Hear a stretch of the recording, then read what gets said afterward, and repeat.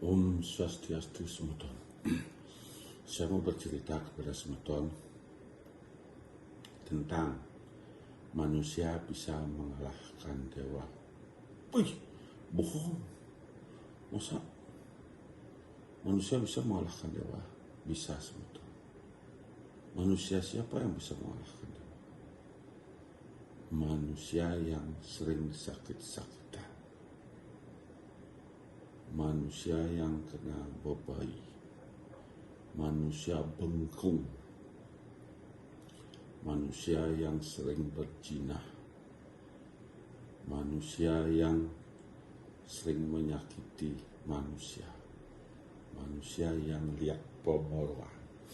Itulah manusia yang bisa mengalahkan dewa. Gimana caranya bisa mengalahkan dewa? Dewanya runtuh, tidak melindunginya dia.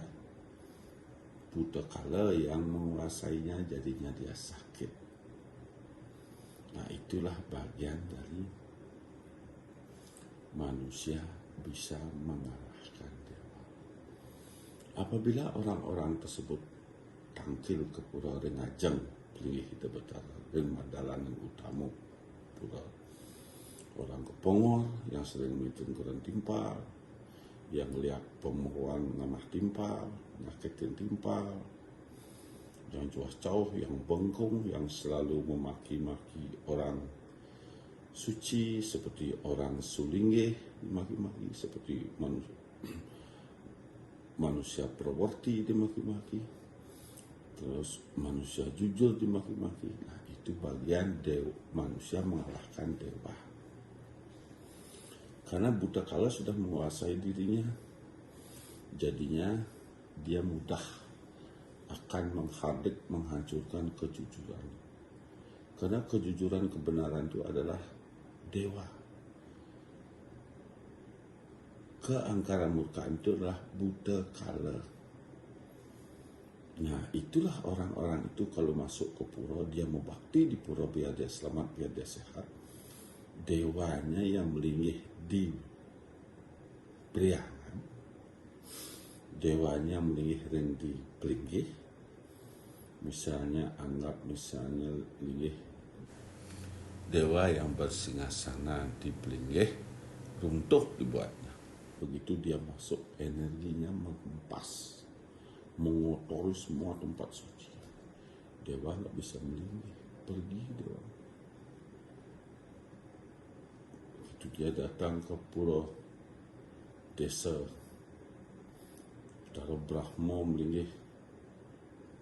Begitu dia datang, begitu juga di dewa yang gurunya Palga pernah ngantar linggih. Begitu dia membakti ke dewa yang gurunya, pergi dewa. Itulah bagian dari manusia bisa mengalahkan dewa. Manusia sakit-sakitan, manusia yang sering memfitnah, jadinya buta kala menguasai dia sehingga dia tidak mendapatkan kebaikan. Nah, itulah manusia bagian penghancur bumi. Karena sang jiwatman dikuasai buta kala, di samping dia mengundang energi buruk, juga dia mengundang kala yang di luar, penyakit saling tular satu sama lain dia. Semakin banyak orang demikian, sampai ribuan manusia seperti itu, terjadilah bencana di tempat itu. Sering saya katakan di dalam konten-konten saya, paling rentan hubungannya para pengayah pemangku yang gampang ditularkan penyakit pebaik oleh pembantu. Karena dia walaupun dia sudah disepuh di pura, sudah disucikan di pura, dan sekali saja tidak pernah menjaga kebersihannya lagi, ngeliatin orang itu menularkan penyakit.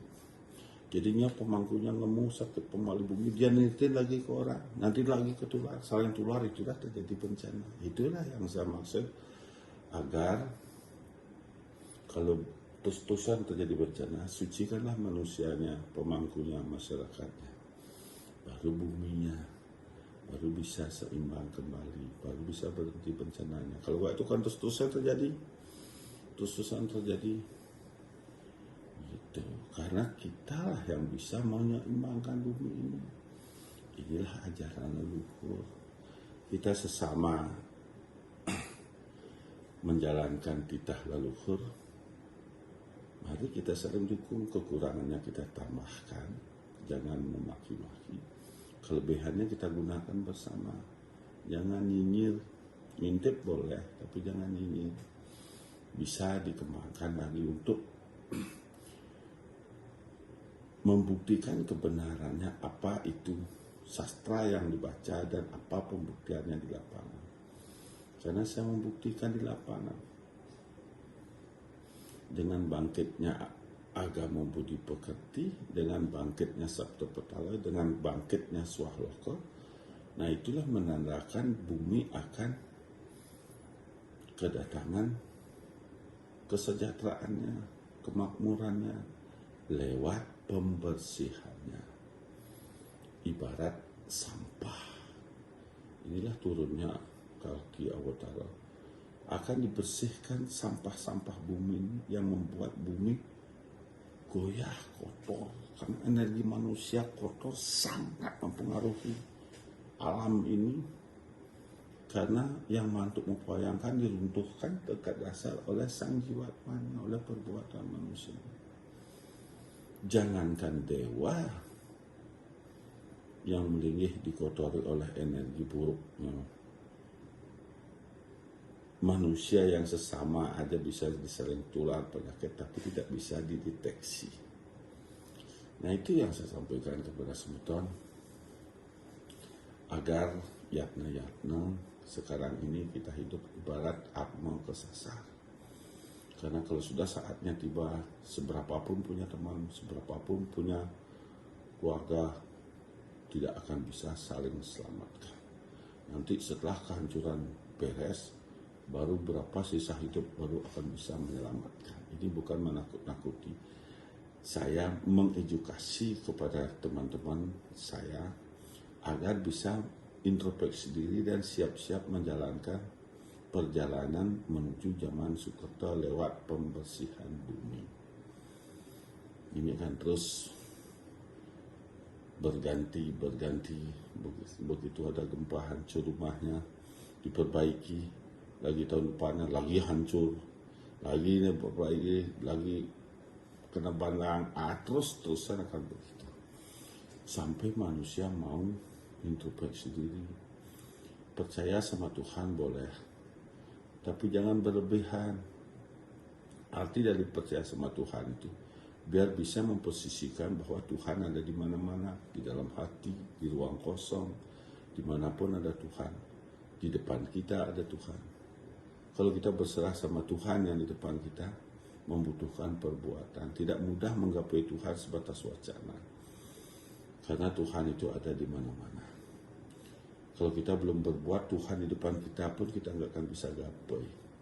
Nah, disinilah membutuhkan perbuatan-perbuatan untuk mempersiapkan keselamatan menuju ke zaman Sukerta. Pun kalau Semuton tidak berkenan, mohon maaf. Dan kalau ada yang tahu lebih, silahkan komen. Mari kita saling dukung biar kita tidak lama-lama ajaran leluhur kita itu semakin sempit. Ya kan Semuton ya? Suksma. Om Santi.